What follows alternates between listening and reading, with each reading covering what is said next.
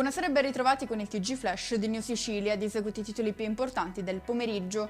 Si allunga la lista di reati contestati a Gaetano Galvagno. Ora il presidente dell'ARS, già indagato per corruzione e peculato, dovrà rispondere anche di truffa e falso, insieme all'autista Roberto Marino, con cui è accusato di aver usato l'auto blu per fini non istituzionali.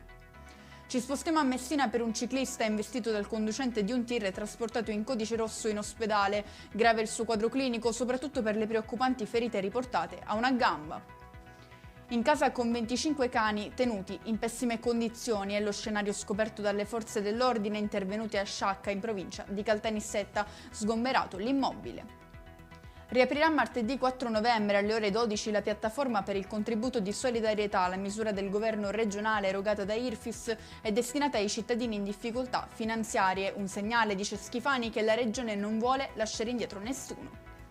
Chiudiamo con il meteo. A prevalere domani saranno cieli sereni su tutta la regione, se non fosse per l'alta probabilità di piogge nel territorio di Messina. La Protezione Civile regionale però non ha diramato alcuna allerta meteo. E con questo è tutto, prossimo appuntamento domani alle 13:30. Grazie per averci seguito, buon proseguimento di serata.